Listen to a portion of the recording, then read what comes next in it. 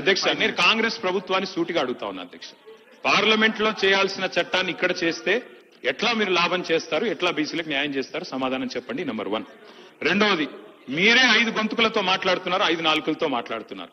ఒకసారి రాజ్యాంగబద్ధంగా చేస్తామంటారు, ఇంకోసారి పార్టీ పరంగా ఇస్తామంటారు, ఒకసారి ఆర్డినెన్స్ అంటారు, ఒకసారి బిల్ అని చెప్పి మార్చిలో బిల్లు పాస్ చేసిండ్రు, ఇప్పుడు జీవో ద్వారా అంటారు. నేను ఇంకొక చిన్న ప్రశ్న అధ్యక్ష, ఎల్ఏ మినిస్టర్ గారు చెప్పాలా అధ్యక్ష. ఇక్కడ మనం బిల్లు పాస్ చేస్తాం, బిల్లు ఎట్లాగో పాస్ అవుతుంది, మనకు మెజారిటీ ఉంది, మేము అందరం సపోర్ట్ చేస్తున్నాం, పాస్ అవుతుంది. మరి ఆర్డినెన్స్ మీద సంతకం పెట్టని గవర్నర్ దీని మీద ఎట్లా సంతకం పెడతారు సార్? నాకు తెలియక అడుగుతా. ఆర్డినెన్స్ బిల్లు రెండు ఒకటే కదా ఇప్పుడు మనం పెడుతున్న బిల్లు.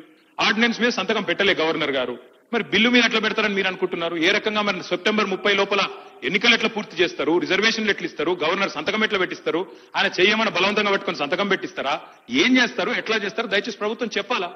ఆర్డినెన్స్ మీరే పంపుతారు కేబినెట్ నుంచి, ఆయన చేయకపోయే అభ్యంతరం మీకు చెప్పే, దానికి మీరేమైనా సమాధానం చెప్పినారా తెలియదు. మళ్ళీ ఈరోజు బిల్లు అంటున్నారు. ఎవరిని మోసం చేయడానికి, ఎందుకు మోసం చేయడానికి?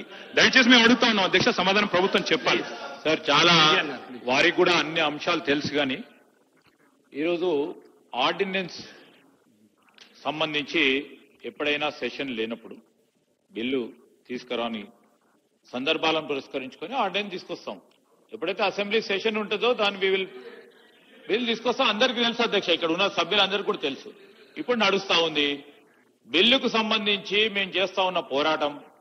వారు పైన మాట్లాడుతూ ఉన్నారు కానీ మా పోరాటంలో వచ్చి పాల్గొనలేదు. ఎప్పుడు మేము పిలిచినా కానీ ఈ రోజు మేము గవర్నర్ గారికి పంపించి మళ్ళొకసారి ప్రస్తావన తీసుకొస్తాం అధ్యక్ష. మనసు మారుతగాని ఆలోచనతోనో పాజిటివ్ దృక్పథంతో పోతా ఉన్నాము.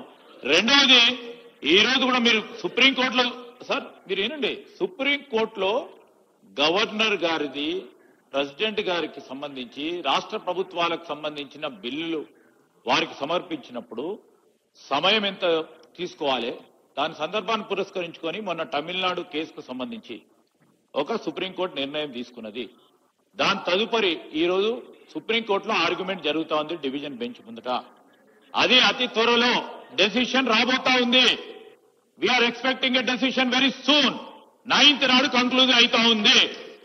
మేము ఈ విధంగా పాజిటివ్ పోతా ఉంటే ఎప్పుడు నెగిటివ్ ఆలోచన చేసే ఆలోచన ఉండకుండా ఇప్పుడే అక్కడ కూర్చున్నారు, ఇంకా నెగిటివ్ ఆలోచన చేస్తే అక్కడెక్కడ ఉంటారు. సార్ దయచేసి మేము చెప్తా ఉన్నాం, ఒక డివిజన్ బెంచ్ ఓ పాజిటివ్ దృక్పథంతో నిర్ణయం వస్తుంది. గవర్నర్ గారు కూడా అదే విధమైన ఆలోచనతోనే ఈ రోజు బిల్లు ప్రవేశపెట్టిన తర్వాత 3 ఆఫ్ ద హౌస్ అని ఎందుకు చెప్తా ఉన్నారు ప్రభాకర్ గారు? అనేక సందర్భాల్లో గవర్నర్ గారు 3 ఆఫ్ ద హౌస్ చూడాల్సిందే. అందుకోసమే వీరు ఈ విధంగా మాట్లాడుతూ ఉంటే గవర్నర్ గారిని మళ్ళా ఇంప్రెస్ చేస్తా ఉన్నట్టు, సమ్ నెగిటివ్ కనోటేషన్స్ ఇస్తా ఉన్నట్టు కనబడతా ఉన్న సందర్భాన్ని కనబడొద్దని పొన్నం ప్రభాకర్ గారు ఇప్పటికే 4 సార్లు చెప్పారు. ఈరోజు వారికి సంబంధించి ఇప్పుడు ప్రభాకర్ గారు చెప్పింది 3 ఆఫ్ ద హౌస్ చూసి గవర్నర్ గారు కూడా దీంట్లో మొత్తం యావత్ రాష్ట్ర ప్రజానికానికి సంబంధించి మొత్తం మంది శాసనసభ్యులు కోరుతా ఉన్న సందర్భం దృష్టి పెట్టుకొని తప్పకుండా పాస్ చేస్తారు అనే నమ్మకంతో పోతా ఉన్నప్పుడు గవర్నర్ గారు పాస్ కాయాడు, చేతులు పట్టుకొని రాయమంటారా? ఆయన ఏం సరి ఆయన నెగిటివ్ కనోటేషన్ తో పోకుండా పాజిటివ్ దృక్పథంతో బలహీన వర్గాలకు మేలు జరగాలనే ఒక కాంక్ష ఉండాలి, ఒక చిత్తశుద్ధి ఉండాలి. మనసులో ఉంటే తప్పకుండా ఇవాళ కాకుండా రేపైతే బాగుండాలి. వాళ్ళకి లేదు. వారు కూడా అన్నారు అధ్యక్ష, బలహీన వర్గాలకు సంబంధించి కేసీఆర్ గారు మాట్లాడింది కాదంటలేదు. ఈరోజు అదేవిధంగా బీసీ సప్లాన్ గురించి 2014లో 2-3 మార్లు మాట్లాడిండ్రు. మేము లేకపోవచ్చు, ఇక్కడ ఉన్న ఇతర గౌరవ సభ్యులు ఉన్నారు. ఇక్కడ బట్టి విక్రమార్క గారు ఉన్నారు. ఈ రోజు మేము చెప్తా ఉన్నాం 2014లో బీసీ సప్లాన్ పెడతామని ఇదే శాసనసభలో అదే పార్టీకి సంబంధించిన నాయకులు మాట్లాడటం జరిగింది అధ్యక్ష. ఈరోజు మేము సైంటిఫిక్ గా ఎంపరికల్ డేటాను కలెక్ట్ చేసుకొని మరి పోతా ఉన్న సందర్భాన్ని ఇవాళ కాకుంటే రేపో ఎల్లుండో దాన్ని తప్పకుండా చేసి తీరుతాము. మేము చేసిన ఒక కార్యాచరణ, ఒక ప్రణాళిక, అదేవిధంగా సైంటిఫిక్ ఎంపెరికల్ డేటాను తీసుకెళ్లి ఎవరు ఆపలేరు అధ్యక్ష. దీన్ని 42% చేసి తీరుతాం అధ్యక్ష. సార్, ముఖ్యమంత్రి గారు చాలాసార్లు బయట మాట్లాడుతుంటారు అధ్యక్ష. ఎంతసేపు ఛాయ్ తాగే లోపల అయిపోతాయి కొన్ని అన్ని నిర్ణయాలు అనుకుంటే అని చెప్తారు అధ్యక్ష. నిజానికి అధ్యక్ష ఇది ఎట్లాంటి సమస్య అంటే మనం ఇక్కడ ఇంకో 10 రోజులు చర్చ చేసినా ఇక్కడ తేలదు తెగదు. ఎందుకంటే అందరం ఒకటే అభిప్రాయంతో ఉన్నాం. తేలాల్సింది ఎక్కడ అధ్యక్ష? రాహుల్ గాంధీ గారు, మోడీ గారు ఒక ఛాయ్ తాగి ఇద్దరు డిసైడ్ చేసుకుంటే అర్ధ గంటలు ఒడిచిపోతే సార్ బిల్లు పాస్ అయిపోతుంది, రాజ్యాంగ సవరణ జరిగిపోతుంది తప్ప ఇంకోటేం లేదు సార్. కాబట్టి మీరు ఇంకా 10 రోజులు హౌస్ నడిపి 10 రోజులు చర్చ పెట్టినా హాఫ్ అన్ అవర్ అయిపోయింది. మీరు కూడా కొంచెం ఎక్కడ సార్ నన్ను అందరూ మంత్రులే ఇంటర్ప్రిట్ చేస్తుంటే ఎడ చేయాలి సార్? అయిపోయింది 10 నిమిషాల్లో కంక్లూడ్ చేస్తాను సార్.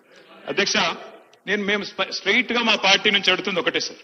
ఇప్పుడు మళ్ళొక్కసారి మీరు మార్చ్ లో బిల్లు పాస్ చేసిన దానికి దీనికి తేడా ఏంటి? నంబర్ 1, ఆ రోజు ప్రెసిడెంట్ గారి దగ్గర పంపారు.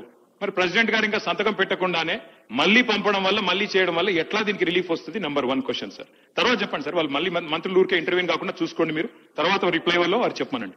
కోర్టుల్లో ఎందుకంటే మనం చట్టాలు సరిగ్గా చేస్తే ఏ కోర్టు కూడా ఏం చేయలేదు. మన చట్టాల్లో లొసుగులు ఉంటేనే కోర్టు అయినా ఇంకోటైనా కాన్స్టిట్యూషన్ కు అనుగుణంగా లేకపోతేనే కోర్టు ఇంటర్వ్యూన్ అవుతుంది తప్ప కోర్టుకు పోవద్దు అనే మాట మాత్రం కరెక్ట్ కాదు. ఎందుకంటే ఎవరైనా సరే కోర్టుకు ఎప్పుడు పోతారు? ప్రభుత్వాలే చట్టాలకు తూట్లు పొడిస్తే, ప్రభుత్వాలే చట్టాలకు మరి లోబడి పనిచేయకపోతే కోర్టుకు పోతారు, జ్యుడిషియల్ రివ్యూ ఉంటది. పోవద్దు అనే మాట తప్పు. డెఫినెట్ గా ప్రజలు ఎవరము కోర్టుకు పోవద్దని అనడం లేదు. మేము ఆ న్యాయస్థానాల పట్ల గౌరవం ఉంది. కానీ మీ మాటలు కోర్టుకు పోవాలే అనే అటువంటి సంకేతాన్ని ఇచ్చే విధంగానే మీరే పోతారు అనేటువంటి విధంగా సంకేతం ఇచ్చే ప్రయత్నం జరుగుతోంది. ఇంతకంటే మీరు అన్నట్టుగా నరేంద్ర మోడీ గారు, రాహుల్ గాంధీ గారు ప్రధాన ప్రతిపక్షంగా కూర్చుంటే షెడ్యూల్ 9 ప్రకారంగా వస్తుంది. కానీ ఇలా రాజ్యాంగంలో సుప్రీంకోర్టు జోక్యం చేసుకుని తమిళనాడు కోర్టు ప్రభుత్వంకు సంబంధించిన నివేదికల మీద చర్చించింది. నేను ఇవాళ మీ ద్వారా కోరుతా ఉన్నా, గౌరవ పార్టీ పరంగా మాకు సంబంధించిన కొంతమంది మంత్రులు, సిపిఐ నాయకులు కూనంనేని సాంబశివరావు గారు ఎంఐఎం తరఫున, అదేవిధంగా బీజేపీకి సంబంధించి మీరు వర్కింగ్ ప్రెసిడెంట్ గా మీరు, మీ బలహీన వర్గాల మంత్రి కమలాకర్ గారు రండి. రేపు గవర్నర్ గారు కలిసి 3వ హౌస్ కు సంబంధించి వివరిద్దాం. దీనికి సంబంధించి ముందుకు పోయే ప్రయత్నం చేద్దాం. ఎవరైనా అటువంటి ప్రయత్నాలు ఆపడానికి ప్రయత్నం చేస్తే అడుగుదాం.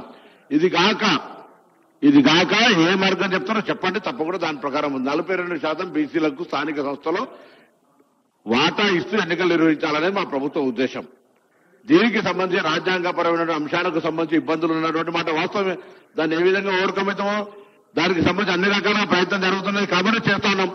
ఈ రోజు ఆర్డినెన్స్ ను తొలగించడానికి సంబంధించి తొలగించిన తర్వాతనే మేము పెట్టిన 42% సంబంధించి గతంలో మార్చిలో తెచ్చిన తర్వాత గవర్నర్ గారి దగ్గర నుంచి రాష్ట్రపతికి పోయినటువంటి మాట మీకు తెలియదా? తమిళనాడు ప్రభుత్వానికి సుప్రీంకోర్టు ఎటువంటి ఊరట ఇచ్చిందో తెలియదా? ఇవన్నీ తెలిసిన తర్వాత కూడా మీరు అట్లా మనం నెగటివ్ గా కోర్టుకు పోవద్దని చెప్తారు. మేము ఎప్పుడు కోర్టుకు పోతాను, కోర్టులో పట్ల అపారమైనటువంటి విశ్వాసం ఉన్నది. కానీ మనం కోర్టుకు పొమ్మని ప్రొవోక్ చేసేటువంటి విధానం మంచిది కాదు. దయచేసి నేను మళ్ళీ చెప్తాను, టీఆర్ఎస్ పార్టీగా ఎవరో పాత కాంగ్రెస్ నాయకుడు పోయిండని చెప్పి మీరు ఎట్లా చెప్తున్నారో భవిష్యత్తులో అటువంటి కలంకం తెచ్చుకునే చర్చ చేసేటువంటి అవకాశం లేకుండా ఉండండి. ఈ రోజు దీనికి సంబంధించి క్షుణ్ణంగా తెలంగాణ వ్యాప్తంగా బలహీన వర్గాలకు సంబంధించి మనం ఢిల్లీలో ధర్నా పెడితే అధ్యక్ష సంబంధం లేకుండా గ్రామీణ ప్రాంతాల నుంచి స్పందన వచ్చినటువంటి పరిస్థితి. ఇలా గ్రామీణ ప్రాంతాల భావోద్వేగాల వ్యాప్తి జరిగి చర్చ జరుగుతూ ఉంది. ఈ చర్చను టీఆర్ఎస్ పార్టీ చేస్తున్నటువంటి కోర్టు ఇతర ప్రస్తావనని క్షేత్రస్థాయిలో గమనిస్తా ఉన్నారు. దయచేసి పార్టీ స్టాండ్ స్పష్టంగా చెప్పి ఏకాభిప్రాయంగా తీర్మానం తీసుకొని నేను రేపు ఉదయం గౌరవ్ గారు టైం తీసుకుంటాం. మన అభిప్రాయాన్ని వారికి ఎట్లా ప్రధానమంత్రి గారి సమయాన్ని పయాల్ శంకర్ గారు లేకపోతే మహేశ్వర రెడ్డి గారు ఇప్పలేకపోవచ్చు. తప్పకుండా గవర్నర్ గారు విజ్ఞప్తి చేస్తాం, పోయి రిప్రజెంటేషన్ చేద్దాం రమ్మని చెప్పి కోరుతా ఉన్నా. దీనికి సంబంధించి అపశకనాలతో ప్రారంభమయ్యే సభ అపశకనంగా మాట్లాడుకునేటువంటి విధంగా ఉండాలని సందర్భంగా మరొకసారి గౌరవ నాయకులందరికీ పార్టీలకు విజ్ఞప్తి చేస్తున్నాను.